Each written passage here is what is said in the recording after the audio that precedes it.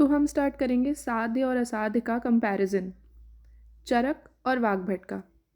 Almost same है, वाग्भट और चरक का कंपैरिजन करने का कोई पॉइंट नहीं है, बट एक फोमो होता है कि अगर चरक पढ़ लिया है तो पता नहीं वाग्भट में क्या है, और जब वाग्भट पढ़ते हैं तो लगता है याद नहीं आ रहा चरक का। So if you have this video saved in your phone, you will know कि क्या डिफरेंस है और क्या नहीं। तो हम बताते हैं कि चरक और वाग्भट ने व्याधि के दो प्रकार बताए हैं, साध्य और असाध्य। साध्य के भी दो प्रकार हैं, सुख साध्य और कृच्छ साध्य, और असाध्य के दो प्रकार हैं, याप्य या अनुक्रम।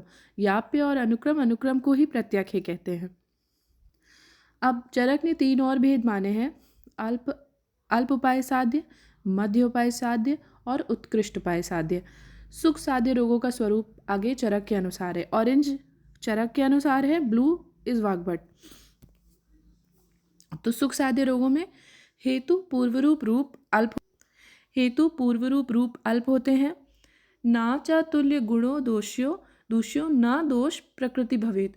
प्रकृति और दूष्य दोनों जो प्रकुपित दोष है उसके तुल्य नहीं होंगे। अगर तुल्य होंगे तो शांत करना और मुश्किल हो जाएगा। तो ना चातुल्य गुणों दूष्यो ना दोष प्रकृति भवेत। ना चा काल देश तुल्य हो, ना ही काल और ना ही देश भी तुल्य हो। ना दुरुपक्रम या दुष्चिकित्स्य नहीं हो, इजीली ट्रीटेबल हो। गति एक हो, नवीन रोग हो, उपद्रव रहित हो, दोष एक हो, उत्पत्ति के समय दोष एक ही प्रकोपित हुआ हो। देह सर्व औषधम क्षम, देह जो है वो सभी औषधियों को सहन करने योग्य हो। देह मतलब रोगी का शरीर, और चिकित्सा के चतुष्पाद भी प्रेजेंट हो। अब वाग्भट जो ये देह सर्व औषधि क्षमा है, वाग्भट उसी से श्लोक स्टार्ट करते हैं कि सर्व औषधि क्षमा देह यून। यून मतलब युवा और नया रोग हो, इससे दो अर्थ लिए जा सकते हैं। अमर्म गो, मर्म में नहीं गया हो, रोग मर्मस्थ नहीं हो। अल्प हो, हेतु भी अल्प हो। अतुल्य दूष देश प्रकृति।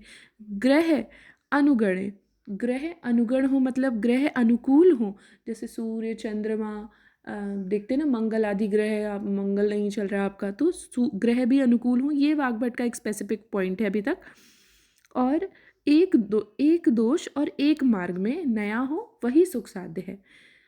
अब कृच्छ साध्य पे आते हैं। चरक कृच्छ साध्य के लिए कहते हैं कि निमित्त पूर्व रूप, निमित्त हेतु का पर्याय है, निमित्त पूर्व रूप रूपाणाम मध्ये बले काल प्रकृति दूष्याणाम सामान्य गर्भिणी वृद्ध बालानाम। अब गर्भिणी को, वृद्ध को, बालक को काल प्रकृति दूष्याणाम सामान्य, काल या प्रकृति दूष्य सामान्य है। उपद्रव भी प्रेजेंट है, उसमें उपद्रव नहीं थे, इसमें उपद्रव है। शस्त्र छार अग्नि द्वारा कृत है, शस्त्र छार अग्नि द्वारा साध्य हो रहा है, और चतुष्पाद भी पूर्ण नहीं है, ना अति पूर्ण चतुष्पाद।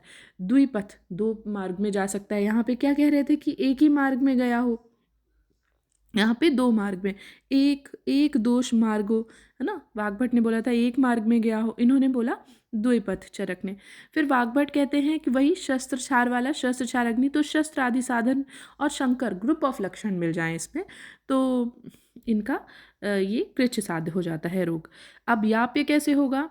जब चरक कहते हैं कि शेषत्वाद आयुषो, याप्य तो तभी याप्य की एक डेफिनेशन ही यही है कि आयु शेष होने पर रोगी का रोग याप्य हो जाता है।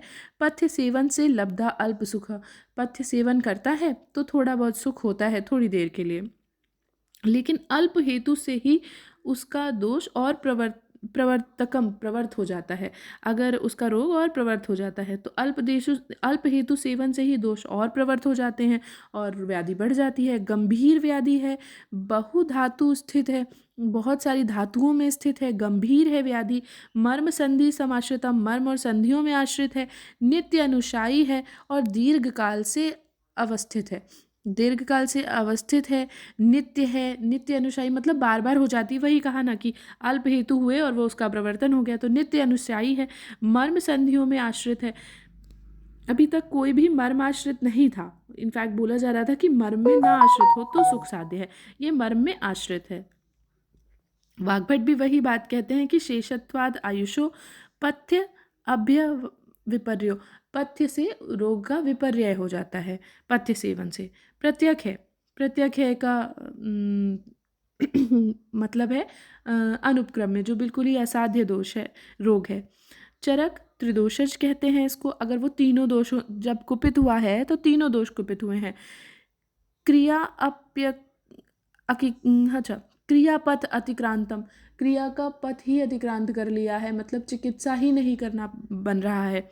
सर्वमार्ग अनुसारिणी, औत्सुक्य अर्थी मोह, औत्सुक्य बेचैनी बनी रहती है, अर्थी भी बेचैनी, औत्सुक्य मतलब उत्साह बना रहता है कि कब ठीक होंगे, क्या हो गया है, अर्थी है, मोह है, ये सब प्रत्याख्य रोगों में होता है।